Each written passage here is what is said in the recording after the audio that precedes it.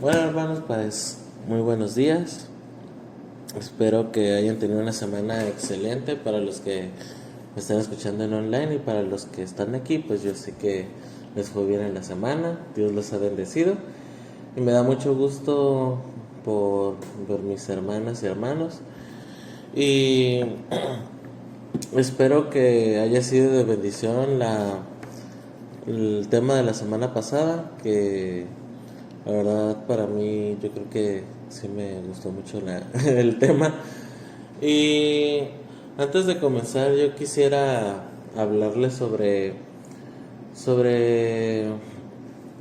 las advertencias y el por qué Dios a veces nos trae provisiones, porque eh, nuestra religión cristiana siempre se rige por la fe, se rige por la gracia, pero también Dios nos dejó mandamientos al cual obedecer, Dios nos dejó estatutos, nos dejó advertencias, pero a veces, o más bien casi la mayoría del tiempo, como que somos muy dados a guiarnos más por lo negativo o lo malo o lo que perdemos, en vez de ver el por qué o lo bueno por qué lo está haciendo Dios. Algo que caracteriza a Dios es de que siempre que prohíbe algo, siempre que advierte algo, siempre está ligado con su misericordia, siempre está ligado con, con la salvación del hombre. Siempre cuando Dios está advirtiendo, oye, no hagas esto, oye, no pases de aquí, oye, obedéceme en esto, haz esto. Siempre que Dios está dando sus promesas, siempre que Dios está dando sus estatutos, siempre que está advirtiendo, siempre que está mandando, Dios siempre está muy interesado en nuestra alma. Siempre está interesado en que uno como persona sea forjado por Dios, sea moldeado por Dios, pero sobre todo que tengamos una vida que glorifique a Dios. Y muchas veces la vida que glorifica a Dios nos hace felices, nos va a hacer que tengamos paz en nuestro interior. Pero si pudieran quedarse con algo, con el mensaje de hoy, es que quiero que tengan eso en mente, de que Dios cuando pone una prohibición, cuando Dios pone una advertencia, no es que quiera condenarte, no es que quiera que te sientas mal, no es que quiera que te quedes ahí pues derrotado, no, al contrario, te lo hace para que puedas esforzarte, muchas veces hasta lo hace para poder eh, poder ayudarte a salir del hoyo o poder animarte, porque Dios está interesado en nuestro corazón, Dios está interesado en usar nuestras vidas, pero también es un Dios que escucha, también es un Dios que ama y no nos va a dejar como estamos, y si estamos mal nos va a venir a reprender, y no es para que nos quedemos con ya me reprendió, o ya me hizo ver que estoy mal. No, es para que podamos salir de ese mal, podamos salvarnos de nuestra propia carne. Siempre Dios va a estar interesado en la salvación de la humanidad, aunque estemos hablando de mandamientos, o incluso cuando estemos hablando sobre el infierno y la condenación, es Dios buscando salvar a su pueblo, es Dios tratando de salvar a los que son suyos, y es por eso que quiero que nos quedemos con eso en mente, de que cuando Dios hace algo, o cuando Dios hace cosas fuertes también, siempre es porque está interesado en mostrar su amor, su misericordia y salvar a la humanidad, salvar a los que son sus hijos. Y yo siempre he visto que a lo largo de la vida cristiana vamos a tener estas advertencias, y, y hay que verlas como si fueran los letreros de velocidad que tenemos en la calle o en la carretera, siempre pone así como que siempre hay un anuncio como de que cuidado, está en construcción o no avanzar más de 80 kilómetros. Esos letreros están para que puedas estar seguro, porque cruzando esa línea puedes causar un accidente o más bien puede estar tu vida en peligro. Y esa es la intención de que existan esos letreros. No te están diciendo, oye, si pasas pasando esta línea es para que tu vida corra en riesgo. No, el letrero es para decirte, oye, no pases de esta línea para que estés seguro. ¿Sí me doy a entender? O sea, el mensaje no es para decirte lo negativo, sino es para decirte de que, oye, yo te quiero seguro. Y así es como muchas veces va a actuar Dios. Entonces, quería abrir con eso y vamos a ir a la Biblia. Vamos a continuar en el capítulo donde nos quedamos. Y en esta ocasión vamos a leer Éxodo 10 y vamos a leer todo el capítulo y lo voy a leer en la versión NBLA y me dicen cuando estén ahí en Éxodo 10. Qué rápido.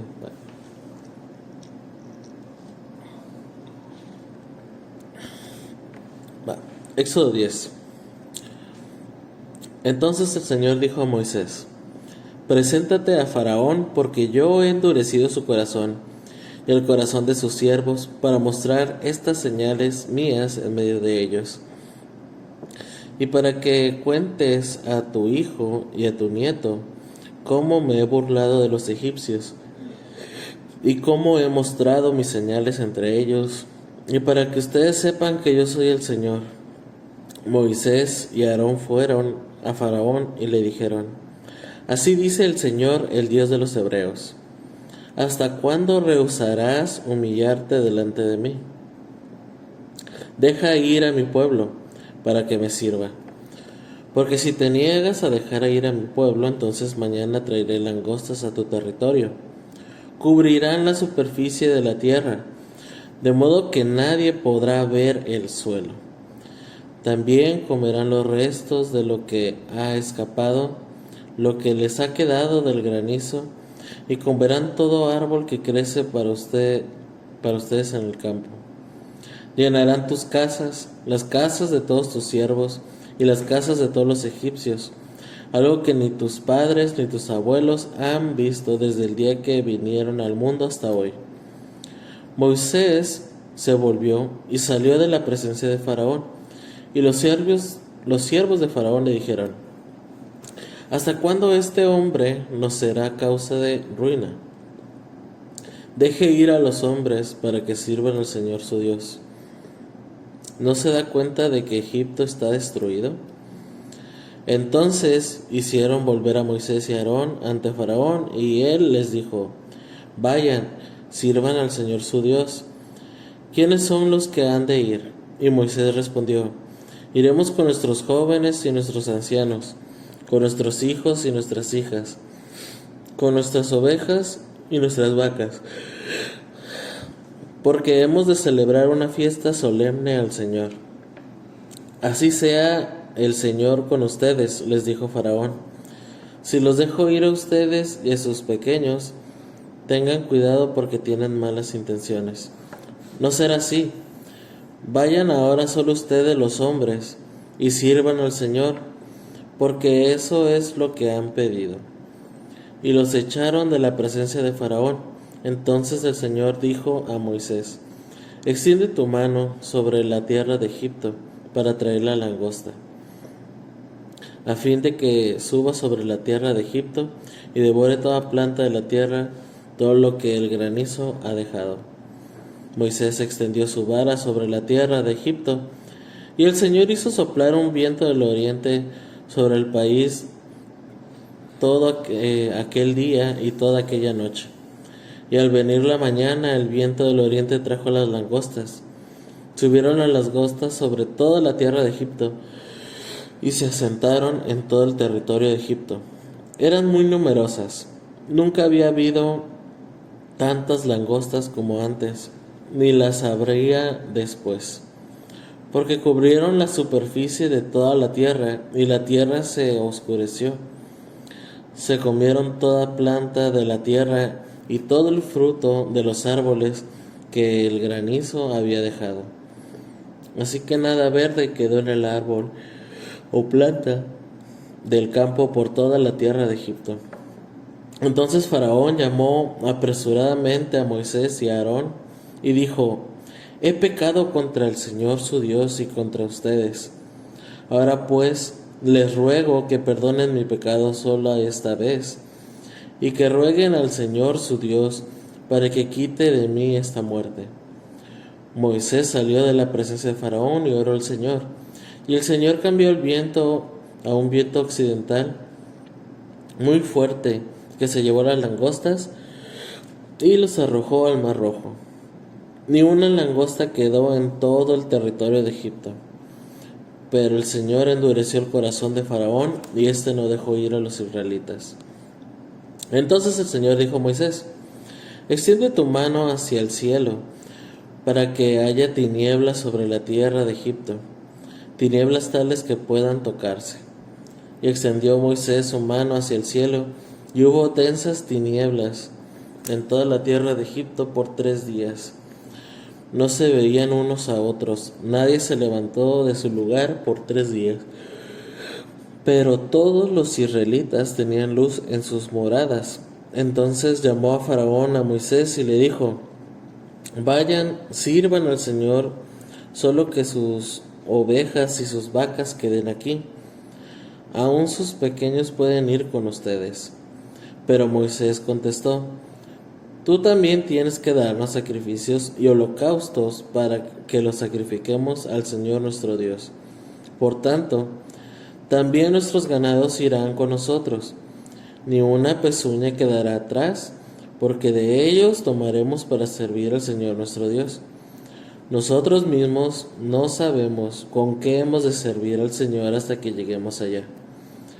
Pero el Señor endureció el corazón de Faraón, y éste no quiso dejarlos ir.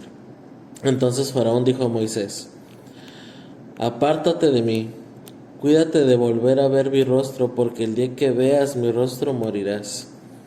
Bien has dicho, no volveré a ver tu rostro, respondió Moisés. Padre, te damos muchas gracias, Señor, por tu palabra.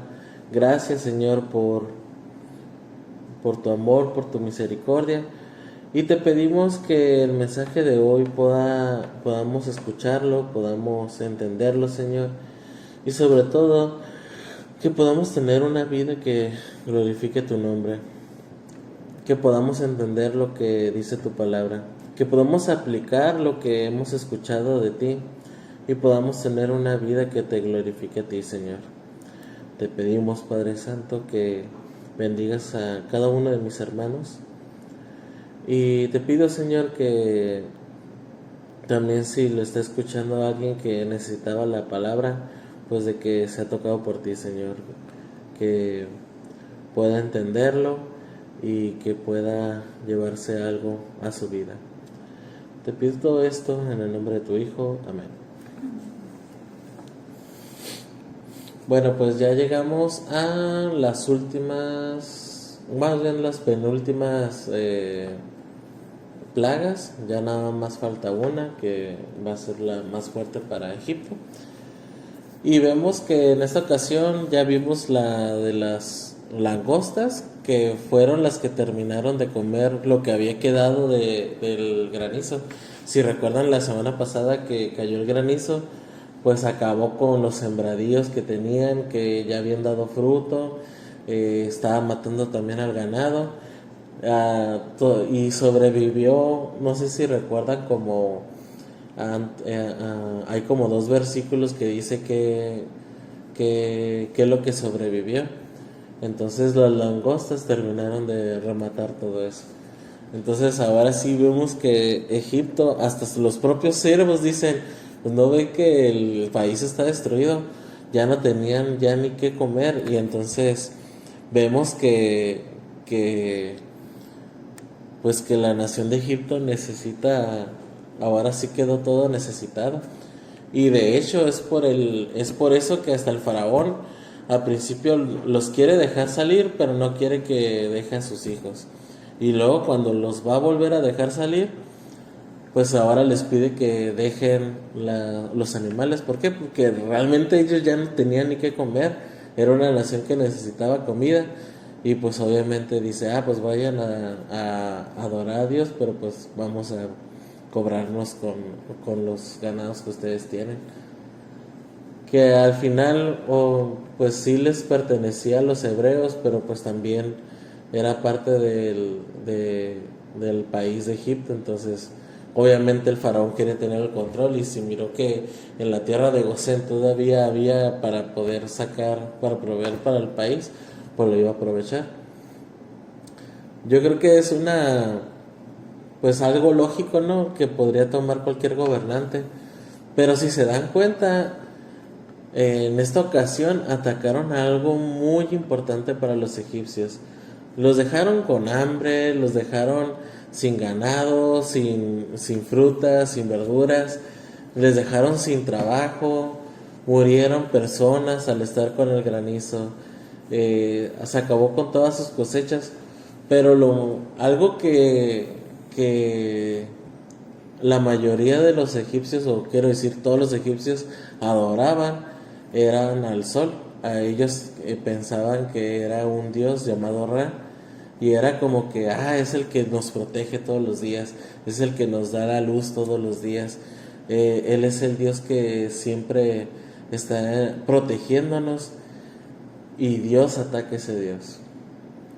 Dios les quita su protección, Dios le quita su fortaleza, Dios les quita su castillo, que al parecer ni siquiera era fuerte, porque Dios estaba dejando muy claro que Dios era el Señor de la tierra, que Dios es Dios, que Dios es poderoso, y ni siquiera eso les dejó el Señor.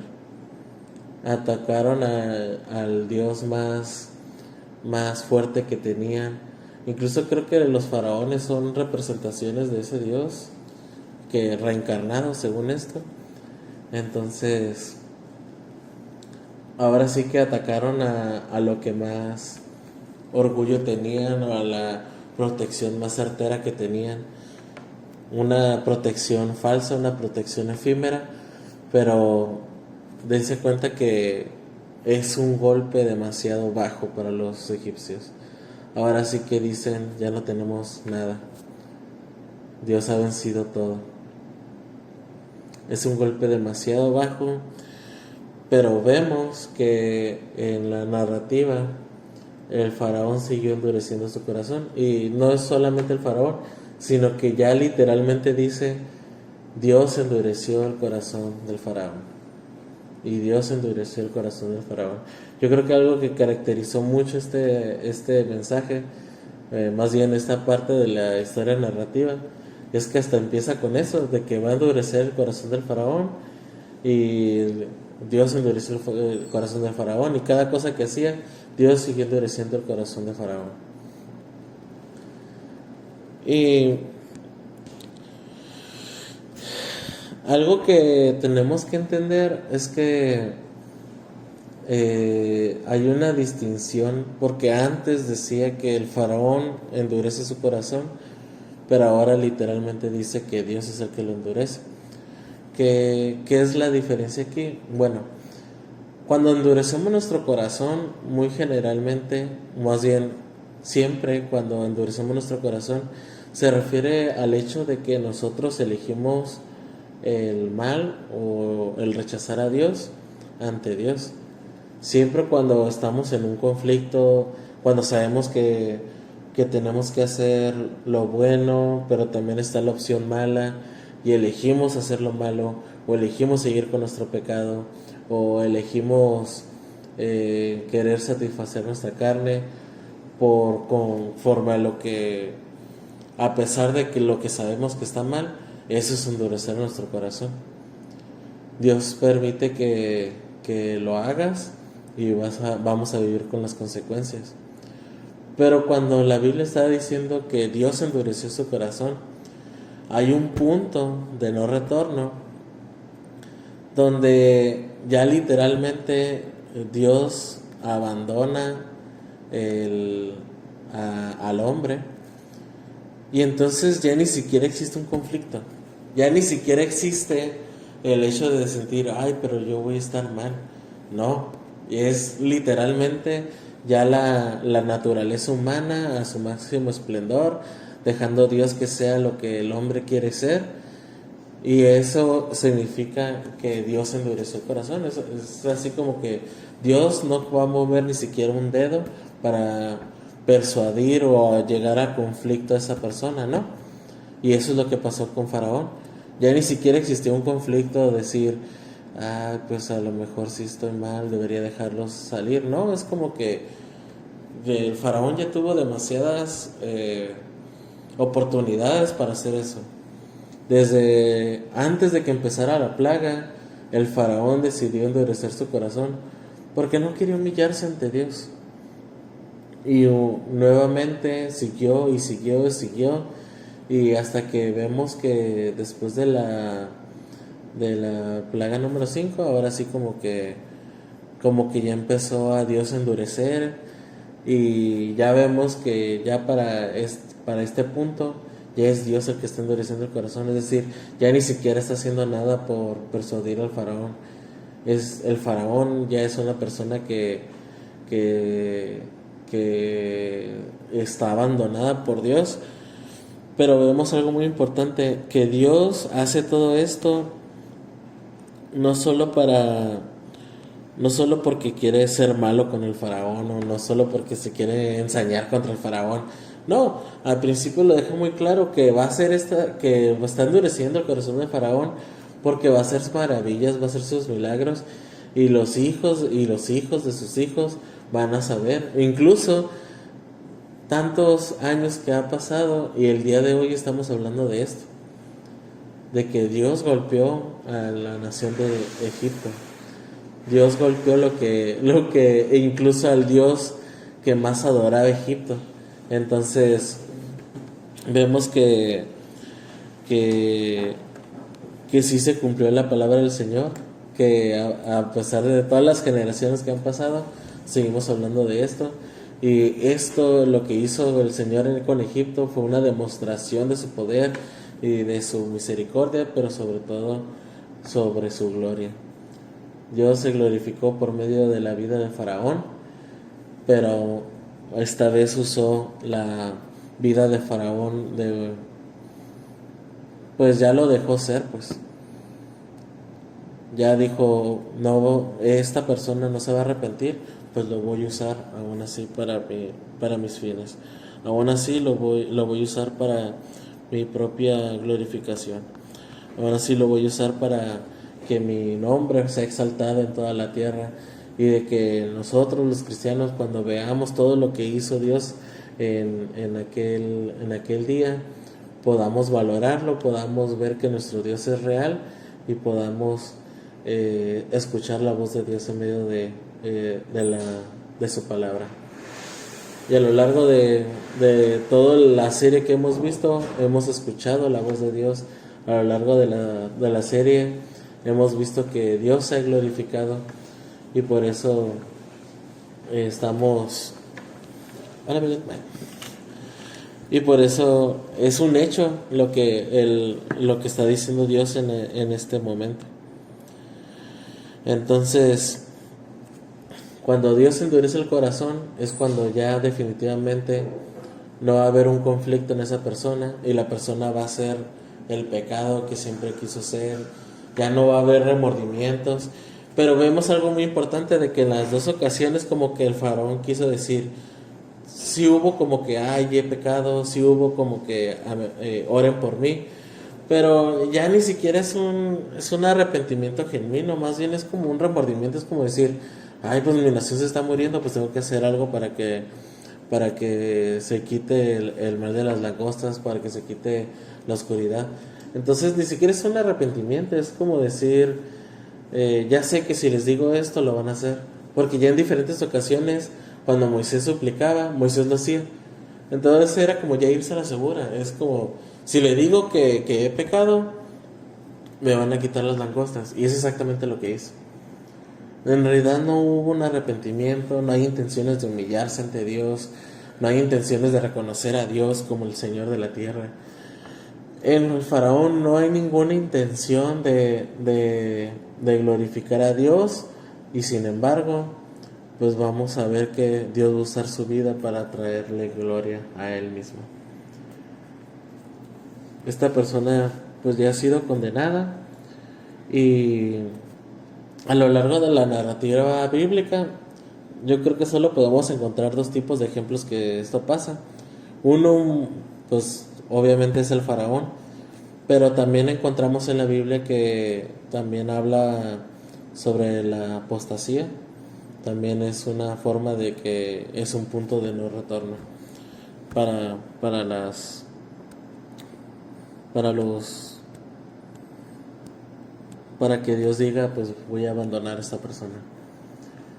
Entonces yo creo que sí es muy difícil llegar a ese punto, pero pónganse a pensar de que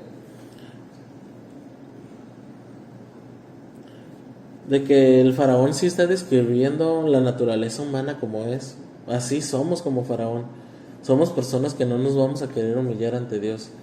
Somos personas, o sea, el faraón es el vivo reflejo de lo que nosotros podríamos ser si no tenemos a Dios en nuestro corazón, si no nos arrepentimos, si no buscamos a Dios, si no vamos y nos humillamos con Dios, si no reconocemos al Señor como nuestro Señor.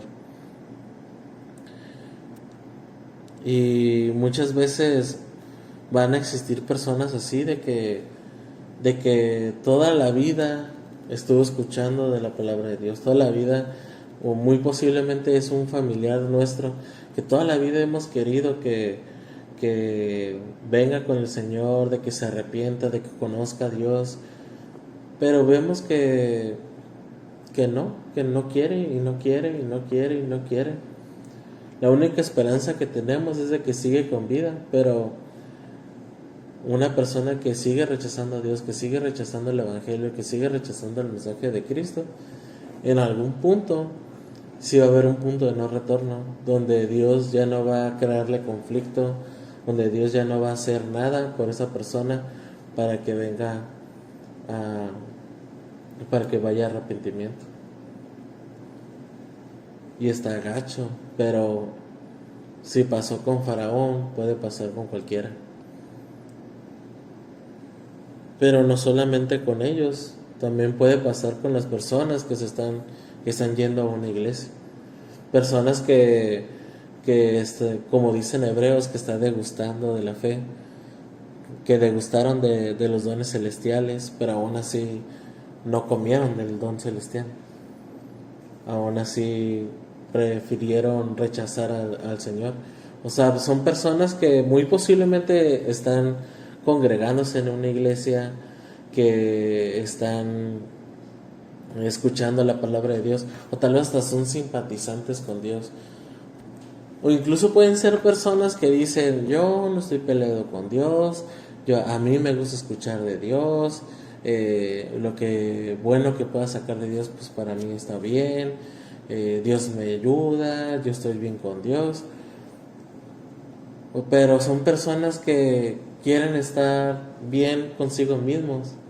Muchas veces hasta usan la iglesia para calmar su propia conciencia. ¿Y de qué te sirve vivir una vida que estés bien con Dios, que si te sientas cómodo con Dios, si ni siquiera estás viendo si Dios está cómodo contigo o cómo estás viviendo tu vida? No hay un interés genuino por vivir conforme a Dios quiera que vivas. Solamente hay un interés en agarrar a Dios con lo que le conviene, como el faraón que usaba a Dios para quitar las maldiciones de su pueblo. Y es así como a veces llegamos a usar a Dios. Hay personas en la iglesia que hacen eso mismo, y ese es el ejemplo de Hebreos. Y hay un ejemplo muy, muy vívido en Hechos, de hecho, con Ananías y Zafiras, con Zafira, el esposo y la esposa que mintieron a los apóstoles y se murieron, ¿si se acuerdan de esa historia? ¿No? ¿Sí? ¿Sí? Ah, ok. Pues es un ejemplo muy vívido de personas que sí son simpatizantes de la iglesia, sí son simpatizantes de del movimiento cristiano, pero al momento de llegar al compromiso nunca lo hacen.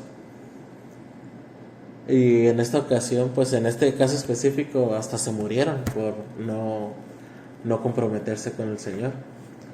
No estoy diciendo que si no te comprometes con el Señor te vayan a fulminar en el instante, ¿no?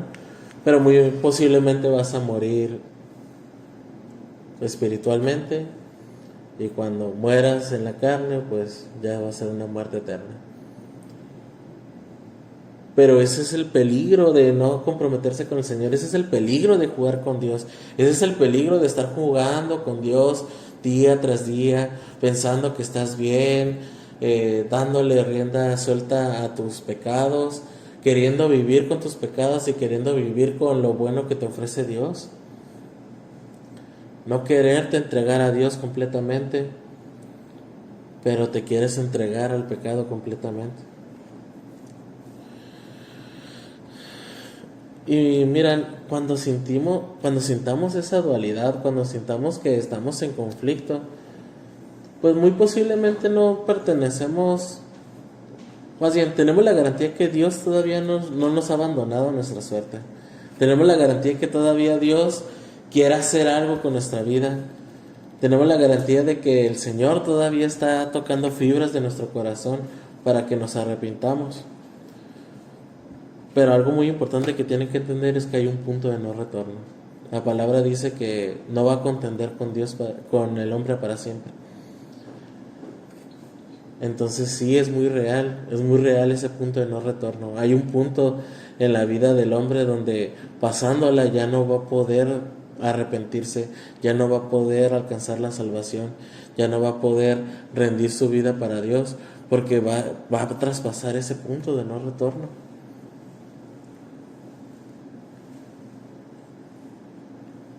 Y así como dice Romanos 9, que utilizó la vida de Faraón para su gloria, a pesar de que era un vaso de deshonra, era para mostrar su gloria. Asimismo va a usar la vida de los hombres que odian a Dios para mostrar la gloria de Dios.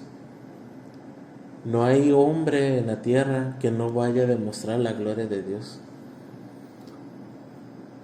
pero la va a demostrar si nos arrepentimos en nuestra vida, o la va a demostrar si no nos arrepentimos, y aún así Dios nos va a usar.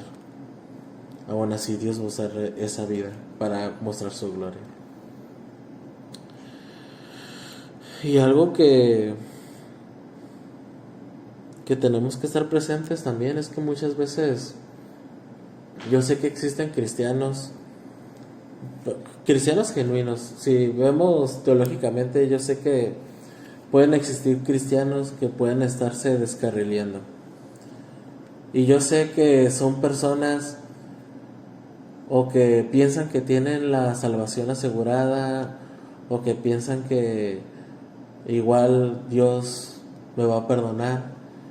Pero ¿quién te asegura si en verdad has sido renovado? ¿O quién te asegura que en verdad Dios está haciendo algo con tu vida si sigues con tu mismo pecado? Porque algo que distingue a un verdadero cristiano es que obedecemos los mandamientos de Dios, y que un cristiano verdadero da fruto.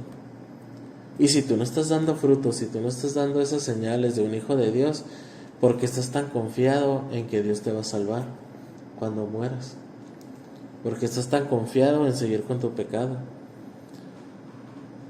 ¿Por qué estás tan confiado en seguir pecando deliberadamente?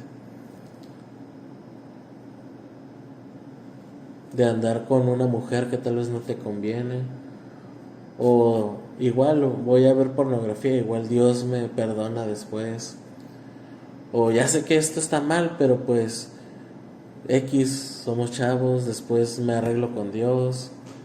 Ese tipo de actitudes están demostrando Número uno, que no estás siendo transformado. Y número dos, que ya estás usando a Dios como el faraón. X, luego me arrepiento y ya me quita la plaga que estoy viviendo. Y eso es muy grave. Porque en realidad no tienes una aseguranza de que sí en verdad Dios murió por ti. O de que sí Dios está conmigo. Nada más porque estoy en la iglesia. Es mi única aseguranza de que Dios está haciendo algo conmigo. Pues no. Yo tengo la certeza de que si un cristiano verdadero es un cristiano verdadero, por más que quiera salirse del redil, Dios hasta a palazos nos va a regresar al redil. Dios nos va a golpear en donde nos duele nuestro orgullo. Dios nos va, incluso cuando las ovejas se descarrilaban, se les partía, le pegaban en las patas para herírselas y así hacer que siempre estén con el pastor a un lado. Y así mismo va a venir Dios, nos va a romper donde nos duele, nos va a dejar hasta lisiados con el simple hecho de que nos quedamos en la presencia de Dios, que lo escuchemos, que cambiemos. Yo estoy seguro que eso pasa en la vida de todo cristiano, y cuando nos estamos descarrileando, Dios viene con más fuerza y nos regresa. Pero si Dios no te está regresando, ¿en verdad crees que eres cristiano? Si Dios te está dejando con tu pecado a gusto, ¿crees que en verdad eres cristiano? No hay que permitir llegar a ese punto de no retorno. Si el día de hoy tú sigues sintiendo remordimiento, o si sigues entendiendo de que estás mal delante de Dios, o si sigues escuchando la voz de Dios de que estás pecando, de que estás violando sus estatutos, de que estás violando sus advertencias, es porque Dios sigue interesado en tu alma. Dios sigue interesado en cambiarte. Dios sigue interesado en que vengas a sus caminos. Dios sigue interesado en escucharte. Dios sigue interesado en que seas llamado un hijo de Dios. Dios sigue interesado en que glorifiques tu vida por medio de la palabra de Dios. Dios sigue interesado de que seamos reflejo de Jesucristo. Dios sigue interesado en revestirnos de sus vestiduras blancas. Yo siento que es muy difícil llegar a ese punto de no retorno, pero no es imposible. Y como les dije al principio, Dios no dice estas cosas solo porque quiere que tengamos una condenación en nuestra vida, o que miramos que la estamos cajeteando y Dios no nos va a salvar. Dios pone las advertencias y Dios pone estas cosas para que entendamos de que Dios nos quiere salvar, para que entendamos que Dios nos quiere perdonar, que Dios quiere salvar a la gente.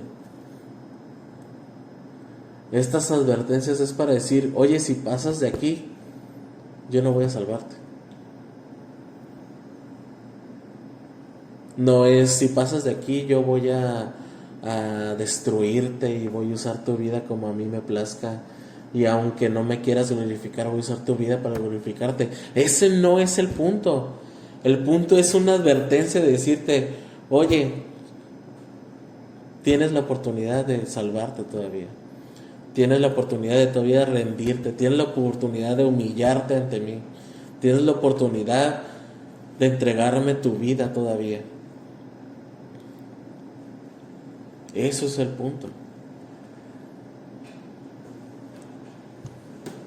Si nos podemos quedar con esto, si nos podemos quedar con este mensaje, si nos podemos quedar con el hecho de que Dios siempre va a buscar en sus restricciones o en sus advertencias la salvación humana, yo quiero que con eso nos quedemos realmente.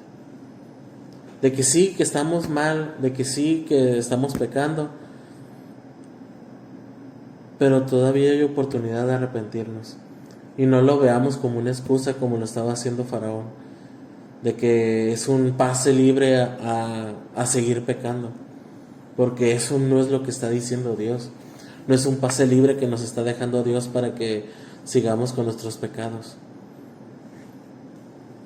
Es Dios diciéndote: arrepiéntete, no hagas ese pecado, no cometes ese pecado.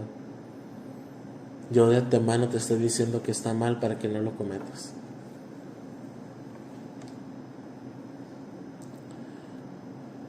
Así que yo les invito a mis hermanos de que vivamos conforme a la palabra de Dios, pero sobre todo que entreguemos nuestros pecados a Dios,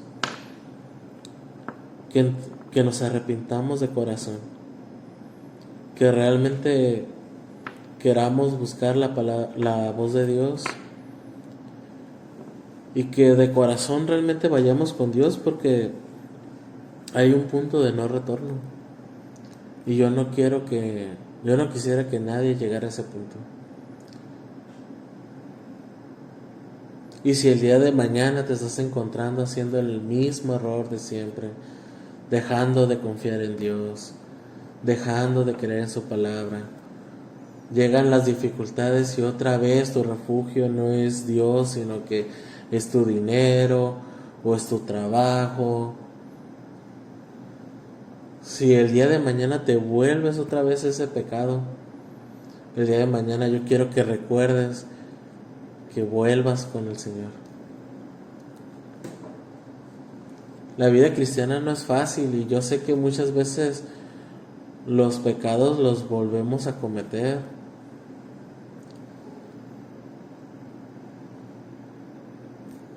Pero eso no significa que tengamos que quedarnos ahí.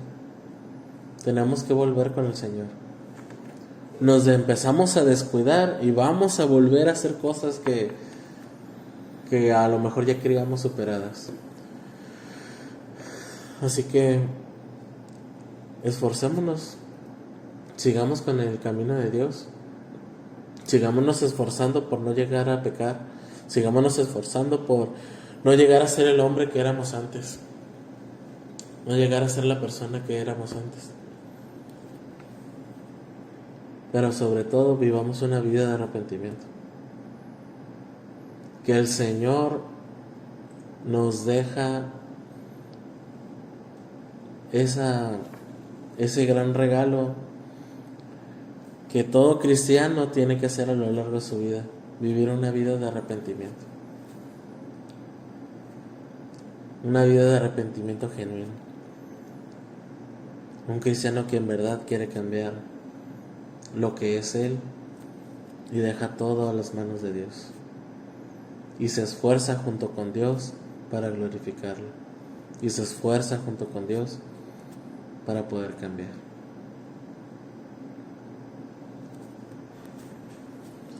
Vamos a orar. Padre, te damos gracias, Señor, por tu palabra, y te pedimos perdón, Señor, si hemos pecado. Te pedimos perdón, Señor, porque muchas veces somos como Faraón y volvemos a cometer una y otra vez el mismo pecado. Pero te pedimos en este día que nos cambies. Te pedimos en este día que cambie nuestro corazón, que cambie nuestra mente, que nos ayude, Señor, con este pecado, que nos ayude, Señor, a glorificar tu nombre, que nos ayude, Señor, a llevar tu palabra al necesitado, que nos ayude, Señor, a llevar una vida de arrepentimiento, un arrepentimiento genuino, y no uno lleno de remordimiento como pasó con Faraón. Un arrepentimiento en el que nos humillemos delante de ti y que te reconozcamos como nuestro Dios y que te hemos fallado.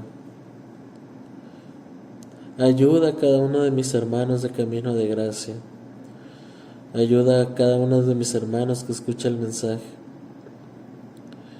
Y ayuda sobre todo a las personas que están teniendo una vida de pecado deliberado, que están teniendo una doble vida en la iglesia, o que están teniendo una vida en la cual quieren seguir rechazándote, que son nuestros familiares y nuestros hermanos de sangre. Te pido, Padre Santo, que hagas algo en la vida de ellos y que sigas continuamente llevando el mensaje del Evangelio a esas personas para que puedan tener la oportunidad de arrepentirse. Te pido todo esto en el nombre de tu Hijo, Señor. Amén.